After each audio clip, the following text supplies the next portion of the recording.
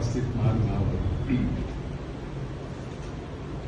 मेरो पढाउने भन्दाखेरि दिनमा 7-8 पिरियड पनि मैले पढाउन सक्छु। कति पनि मलाई थकाइ पनि लाग्दैन र जति पढायो त्यति नै मलाई जाँगर लाग्छ, झन् जोस चढ्छ।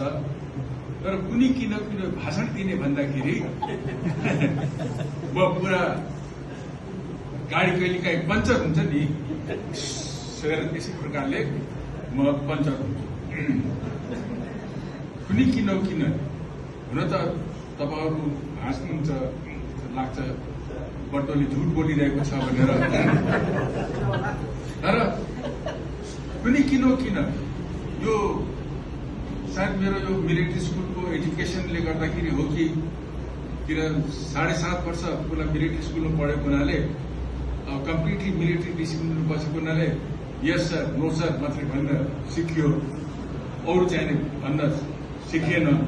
त्यसले गर्दाखेरि हो कि यो मलाई भाषण दिनलाई अप्ठ्यारो लाग्ने जस्तो है। अब मुख्य विषयमा आउँ, म जहिलेदेखि धेरै पहिलेत होइन 27 सालदेखि मैले पढाउन थाले हुँ। अनि त्यस बेलामा देखि जस्तै यो किताबको टाइटल छ फेट भनेर है, यो म मिलिट्री स्कुलमा पढ्दाखेरि साइन्सको विद्यार्थी हुँ। मैले senior Cambridge physics, chemistry, advance mathematics लिएर मैले गरेको हुँ। तर म्याथमेटिक्स त मेरो र्याङ्क ठिक मिलेन। सायद 2टा शब्द अरू मिल्ने थियो होला, 2टा जारहरू मिल्ने थियो होला, तर गणित मेरो कति पनि र्याङ्क ठिक मिलेन।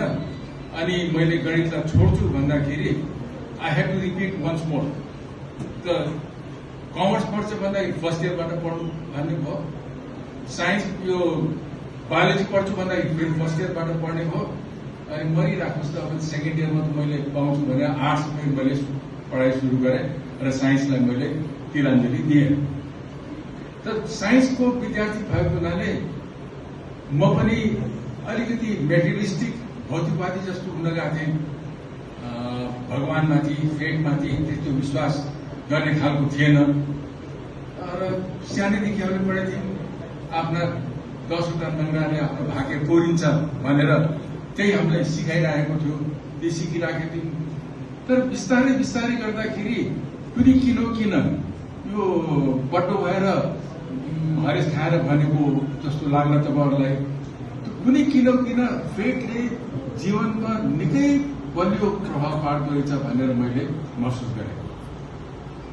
मेरो मिलिट्री स्कुलमा पढ्दाखेरि मेरो नेभीको ट्रेनिङ हो, जल सेनामा जाने मेरो ट्रेनिङ।